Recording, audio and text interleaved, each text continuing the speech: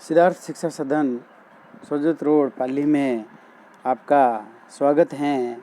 प्रिय विद्यार्थियों, कक्षा 9th सब्जेक्ट गणित अध्याय 13 की प्रश्नावली 13.7 आज हम हल करेंगे और उसमें समझेंगे कि किस प्रकार से इस प्रश्नावली को हल किया जाता है। प्रश्नावली का नाम वही पृष्ठीय क्षेत्रफल और आयतन है। मैंने पहले बताया था कि इस प्रश्नावली के अंदर टोटल पृष्ठीय क्षेत्रफल या कुल पृष्ठीय क्षेत्रफल या फिर आयतन से संबंधित हैं। आज हम पढ़ेंगे शंकु का आयतन ज्ञात करना।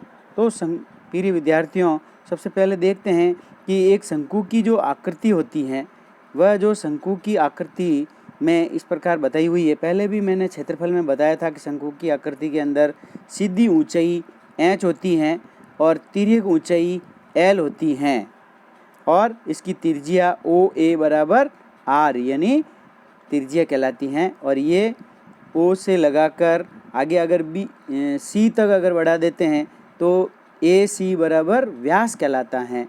इस प्रकार इसके अंदर शंकु के अंदर आपको ये ध्यान रखना है कि सीधी ऊंचाई और त्रिज्या दी हुई है तो तिर्यक ऊंचाई आपको ज्ञात करनी पड़ती है, जो कि पीछे के वीडियो में मैं बता चुका हूँ स्पष्ट रूप से।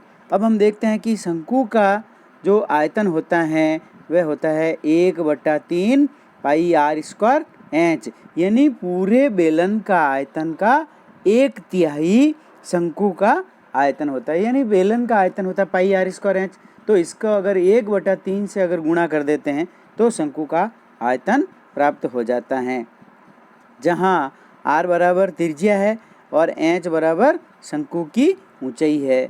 अब देखिए, इसके लिए हम कुछ सवाल करते हैं ताकि इस सवाल को हम आसानी से समझ सकते हैं, क्योंकि इसके अंदर भी एक सूत्र पढ़ा था। मैंने पहले वीडियो में बताया था जब क्षेत्रफल से संबंधित पढ़ा था तो उस समय कि L स्क्वायर बराबर पाइथागोरस पर मैं बताया था L स्क्वायर बराबर होता है R square plus H square. तो इससे 3 सूत्र बनते हैं। जब L ज्ञात करना होता है तो L पहले रखते हैं, जब R ज्ञात करना है तो R को इधर पक्षांतर करते हैं और L को वापस दूसरी तरफ पक्षांतर कर देते हैं, और जब H ज्ञात करना है तो भी इस प्रकार पक्षांतर कर लेते हैं। ये तीनों ही सूत्र आपको इसके अंदर याद रखने हैं, ध्यान रखने हैं। तो हम एक सवाल लेते हैं कि किसी शंकु की ऊंचाई और तिर्यक ऊंचाई क्रमशः 21 सेंटीमीटर और 28 सेंटीमीटर हैं, तो इसका आयतन ज्ञात कीजिए। तो जैसे ही हम ये सूत्र देखेंगे तो हम इसमें देखेंगे कि क्या क्या दिया हुआ है। तो हम देखेंगे कि शंकु की ऊंचाई यानी h बराबर है 21 सेंटीमीटर और तिर्यक ऊंचाई यानी L बराबर है 28 सेंटीमीटर। अब हम देखेंगे कि शंकु का जो आयतन होता है वह होता है 1/3 पाई r स्क्वायर h। अब हम देखेंगे कि r तो हमारे पास में नहीं है और ऊंचाई और तिर्यक ऊंचाई है, तो इससे हम पहले त्रिज्या ज्ञात करेंगे। और त्रिज्या ज्ञात करने के लिए वही पाइथागोरस सूत्र है, उसमें से r बराबर जब निकालेंगे तो हो जाएगा r बराबर √L square minus h square. अब L आपको यानी तिर्यक ऊंचाई लंबाई दे रखी है 28 और सीधी ऊंचाई h भी दे रखी है 21। तो हम इसको हल करेंगे, 28 को 28 से गुणा करेंगे और फिर 21 को 21 से गुणा करेंगे और गुणा कर बाकी करेंगे तो इसका मान आ जाएगा 7√7 सेंटीमीटर। अब हमारे पास में त्रिज्या भी आ गई और जो सूत्र में आवश्यकता है वो सब प्राप्त हो गया। तो अब हम लिखेंगे शंकु का आयतन बराबर 1/3 पाई r स्क्वायर h। तो इसकी जगह मान रख देंगे, तो 1/3 ऐसे कैसे लिख देंगे, इंटू हो जाएगा 22/7 इंटू r की जगह पे लिख देंगे 7√7 इंटू 7√7। 2 बार क्यों लिखा, क्योंकि r स्क्वायर है इसलिए, और इंटू h की जगह पे लिख देंगे 21। तो बट्टे में देखेंगे 3 और 7 है, यानी 3 गुणा 7 कितने होते हैं 21। 21 को 21 से काट दिया और सभी संख्याओं को गुणा कर देंगे। 22 को पहले 7 से करेंगे, फिर दूसरे 7 से करेंगे, और जब √7 को √7 से गुणा करेंगे तो 7 आ जाएंगे और इसको भी गुणा कर देंगे तो हमारे उत्तर प्राप्त हो जाएगा। शंकु का आयतन 7546 सेंटीमीटर क्यूब। बार बार बता रहा हूँ मैं, देखो आयतन की इकाई सेंटीमीटर है तो सेंटीमीटर क्यूब लिखना है, और मीटर लिखा हुआ है, सभी नाप मीटर में लिखे हुए हैं तो पीछे मीटर क्यूब लिखना है, इकाई लिखनी बहुत ही ज़रूरी है। अब हम एक और प्रश्न लेते हैं। मोनिका के पास कैनवास का एक टुकड़ा है जिसका क्षेत्रफल 551 मीटर स्क्वायर है। वह इसमें 7 मीटर आधार त्रिज्या वाला एक शंकु का आयतन का तंबू बनवाती हैं। यह मानते हुए कि सिलाई और कटाई में लगभग 1 मीटर स्क्वायर कैनवास नष्ट हुआ होगा, तो इससे बनाए जाने वाले शंकु का आयतन ज्ञात कीजिए। अब देखिए, सबसे पहले प्रश्न कठिन है, लेकिन इसको भी अगर समझ गए, छोटा छोटा समझिए पहले, थोड़ा थोड़ा कि क्या चीज़ दे रखी है, पहले वो लिखिए, फिर इससे आपको थोड़ा पता लगेगा कि इसमें आपको क्या ज्ञात करना है, फिर पता लग जाएगा आराम से। तो सबसे पहले देखिए कि कैनवास का टुकड़ा जिसका क्षेत्रफल है 551 मीटर स्क्वायर, यानी कैनवास का क्षेत्रफल लिख देंगे 551 मीटर स्क्वायर, और इसमें से 1 मीटर स्क्वायर कैनवास सिलाई इत्यादि में नष्ट हो जाता है तो इसको बाकी कर देंगे। तो हमारे पास में तंबू बनाने के लिए जो कैनवास होगा वह होगा 550 मीटर स्क्वायर, अर्थात इसीलिए ये तंबू का क्या हुआ, पृष्ठीय क्षेत्रफल हुआ। क्यों? क्योंकि जब भी तंबू बनता है तो तिकोनी आकृति, जो शंकुनुमा जो आकृति होती है वहीं तंबू बनता है। जमीन पर शंकु को रखा जाता है तो उसका कोई महत्व नहीं होता है, तो इसीलिए तंबू जब लगाया जाता है तो वहाँ उसमें आवश्यकता नहीं, इसीलिए पृष्ठीय क्षेत्रफल दिया हुआ है। दूसरा दिया हुआ है तंबू के आधार की त्रिज्या, यानी आर बराबर दी हुई है 7 मीटर। ध्यान दीजिए कि तंबू की केवल वक्र पृष्ठ ही होती है, देखो मैंने बताया था अभी। तो ये वक्र पृष्ठ इसी कारण से होती हैं, तंबू के फर्श को ढका नहीं जा सकता, क्योंकि फर्श पर तो ऐसी खुली ज़मीन रहती है। अतः हम लिख देंगे तंबू का वक्र पृष्ठीय क्षेत्रफल इतना, तो अर्थात उसी का सूत्र लगाएंगे। वक्र पृष्ठीय क्षेत्रफल की जगह पे लिख देंगे पाई आर एल, और बराबर में लिख देंगे 550। अब जो चीज़ दी हुई है और मान रख दीजिए, पाई की जगह पे 22/7 लिख सकते हैं, और आर यानी त्रिज्या की जगह पे 7 लिख देंगे। क्यों? क्योंकि दी हुई है इसीलिए। और एल नहीं दी रखी है तो एल ऐसे कैसे लिख देंगे, बराबर 550। जब इसको हल करेंगे तो हम देखेंगे कि 7 से 7 तो कैंसिल हो गया, कट गया, तो एल बराबर प्राप्त हो गया 550/22। और जब इसको भाग दे के हल करेंगे तो उत्तर आ जाएगा 25 मीटर, यानी हमारे एल बराबर प्राप्त हो गया 25 मीटर। अब देखिए एल आ गया हमारे पास में, आर हमारे पास में दिया हुआ ही है, एच नहीं है, तो हम इससे क्या करेंगे, एच निकालेंगे। इसीलिए एच बराबर सूत्र हो जाएगा L square minus R square under root. मैंने बताया था एक सूत्र याद रखना है आपको, एल स्क्वायर बराबर R square plus H square. इसके अंदर से 2 सूत्रों का और निर्माण होता है, वो आप इधर उधर पक्षांतर करके निकाल सकते हो। तो अब हम एच बराबर निकालते हैं, तो एच बराबर हो गया अंडर रूट 25 का स्क्वायर माइनस 7 का स्क्वायर। 25 का स्क्वायर हो गया 625, 7 का स्क्वायर हो गया गुण 50, तो उत्तर प्राप्त हो गया हमारे अंडर रूट 576। और 576 का हम क्या निकाल लेंगे, वर्गमूल निकाल देंगे, जो कि भाग विधि से निकाला जा सकता है। तो इसको हम जब निकालेंगे तो हमारे 24 मीटर प्राप्त हो जाएगा। पहले बताया था, पहले वीडियो में ये भी मैं स्पष्ट रूप से बता चुका हूँ, भाग विधि से वर्गमूल निकालना। अब देखते हैं कि तंबू का आयतन निकालते हैं। तो तंबू का आयतन हो गया 1/3 पाई आर स्क्वायर एच। प्रिय विद्यार्थियों, सूत्रों को बार बार लिखते रहें, और जब भी बार बार लिखते हैं तब बोलते रहें, गुनगुनाते रहें, इससे सूत्र आपको याद हो जाएंगे।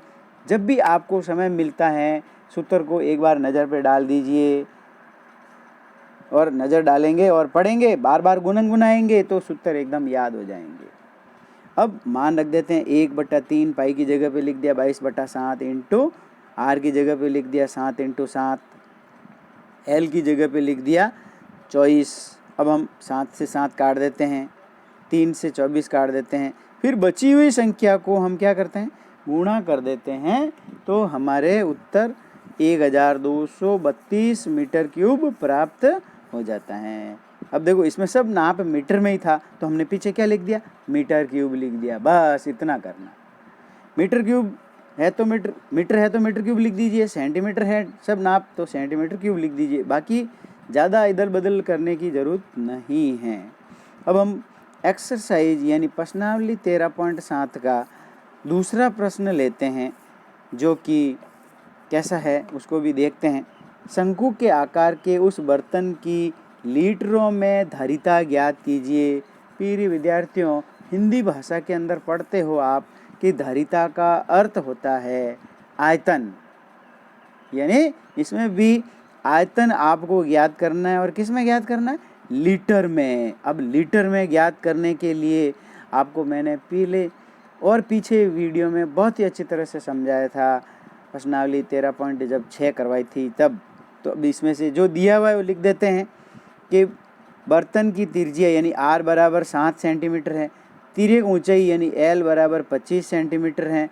तो बर्तन की सबसे पहले सीधी ऊंचाई यानी नी दी हुई है H, वो ज्ञात करते हैं। तो हम जानते हैं कि हमारे पास में एक सूत्र वही याद रखना है, L स्क्वायर बराबर R square plus H square. तो H स्क्वायर या इसमें मान रख दीजिए, मान कर रख कर भी इधर उधर पक्षांतर संख्या एक तरफ, जो ज्ञात करना वो एक तरफ, तो भी उत्तर प्राप्त हो जाएगा। तो L की जगह पे लिख दिया हमने 25 का स्क्वायर बराबर R की जगह पे लिख दिया 7 का स्क्वायर प्लस H स्क्वायर, ऐसे कैसे लिख दिया। तो H स्क्वायर बराबर प्राप्त हो गया 625 माइनस 49 बराबर 576। और जब H निकालना है तो अंडर रूट लगा देंगे और ये 576 का मान वही 24 सेंटीमीटर आ जाएगा। अब हम निकालेंगे बर्तन की धारिता। तो बर्तन की धारिता निकालने के लिए फिर वही बर्तन का आयतन, धारिता कहो या आयतन कहो, बात एक ही है। अर्थात सूत्र लगा देंगे 1/3 पाई R स्क्वायर H। तो मान रख देंगे 1/3, पाई की जगह पे लिख देंगे 22/7, इंटू R की जगह पे लिख देंगे 7 × 7 और इंटू 24, ऐसे कैसे आ जाएगा। अब इसमें भी काट लेते हैं, जो संख्या पर उत्तर निकालेंगे तो आ जाएगा 1232 सेंटीमीटर क्यूब।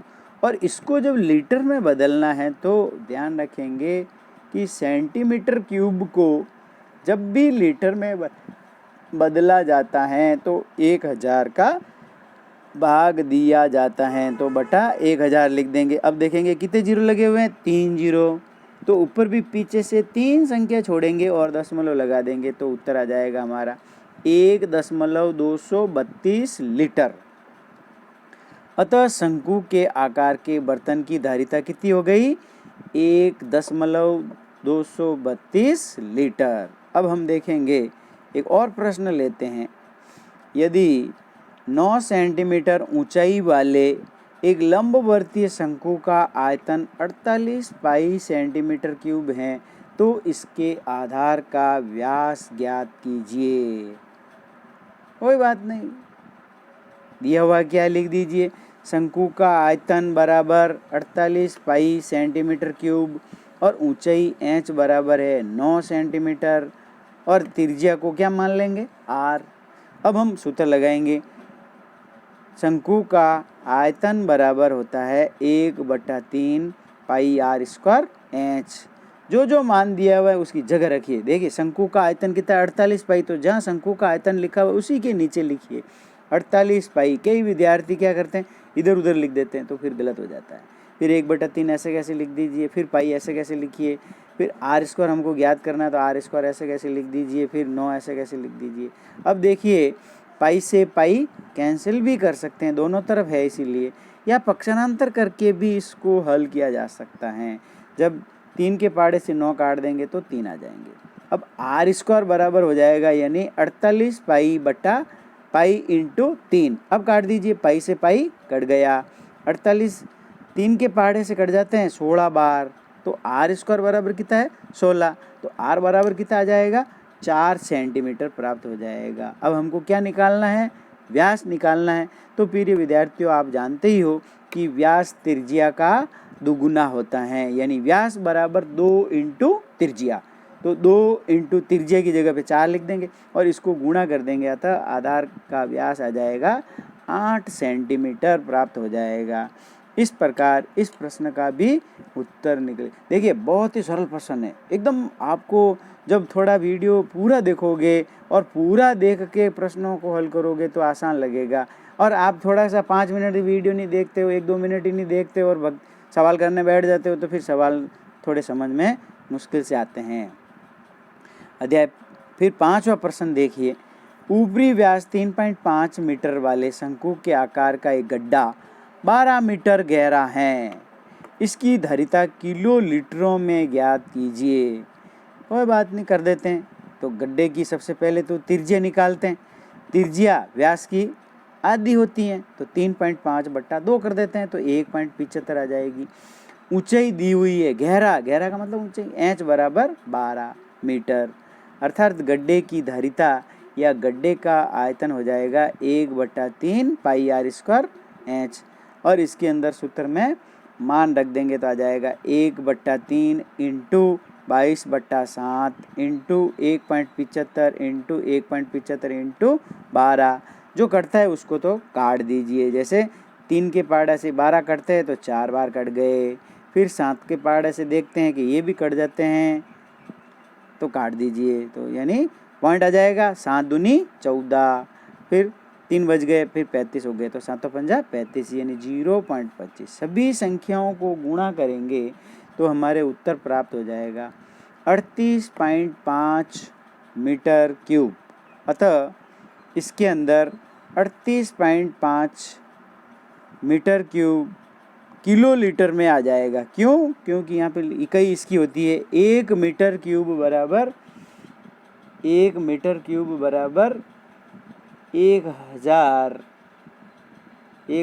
लीटर 1000 लीटर होता है और 1000 लीटर बराबर 1 किलो लीटर होता है। यानी आपको सीधा ही याद रखना है कि 1 मीटर क्यूब बराबर 1 किलो लीटर होता है। अतः गड्ढे की धारिता 38.5 किलो लीटर प्राप्त हो जाएगी। इस प्रकार प्रश्न 7वां देखते हैं। भुजाएं दे रखी है 5 सेंटीमीटर, 12 सेंटीमीटर और 13 सेंटीमीटर वाले एक समकोण त्रिभुज ABC को भुजा 12 सेंटीमीटर के परित घुमाया जाता है। इस प्रकार प्राप्त ठोस का आयतन ज्ञात कीजिए। तो हम ये देखते हैं कि एक आपके पास में समकोण त्रिभुज है जिसका आधार 5 सेंटीमीटर है, ऊंचाई 12 सेंटीमीटर है और तिर्यक ऊंचाई 13 सेंटीमीटर है। अब इसको हम क्या करते हैं, एक शंकु बनाते हैं। तो शंकु बनाएंगे तो इस प्रकार वापस इसके विपरीत साइड में भी ऐसा कैसा त्रिभुज बना देते हैं। और हम देखते हैं अब हमारे पास में आप सब भुजाएं बनाने पर देखते हैं कि इसमें आपको सीधी ऊंचाई भी दिखाई दे रही है, त्रिज्या भी दिखाई दे रही है और तिर्यक ऊंचाई भी दिखाई दे रही है। त्रिभुज की 12 सेंटीमीटर भुजा के पारित घुमाने पर प्राप्त ठोस एक शंकु होगा जिसकी तिर्यक ऊंचाई 13 सेंटीमीटर होगी, त्रिज्या 5 सेंटीमीटर होगी और ऊंचाई 12 सेंटीमीटर। अर्थात इस ठोस का आयतन निकालने के लिए सीधा ही सूत्र लगा देंगे 1/3 पाई आर स्क्वायर एच और इसमें मान रख देंगे। 1/3 पाई की जगह पे पाई लिखा, आर की जगह पे लिख दिया 5 × 5 और एच की जगह पे लिख दिया 12। सभी संख्याओं को गुणा करने पर देखेंगे कि कितना प्राप्त हो जाएगा 100 पाई सेंटीमीटर क्यूब। अतः ठोस का आयतन 100 पाई सेंटीमीटर क्यूब प्राप्त हो जाता है। इस प्रकार कोई भी प्रश्न होता है समझकर उसको अगर हल करा जाए तो बहुत ही आसानी से हल कर सकते हो। प्रिय विद्यार्थियों, आप इस चैनल को ज़्यादा से ज़्यादा लाइक करें तो तथा अपने मित्रों में इसको शेयर करें कि देखो मेरे ये वीडियो है जो मेरे स्कूल के सर हैं जो बनाते हैं और पढ़ाते हैं। आप भी इसको पढ़िए और सवाल को समझिए।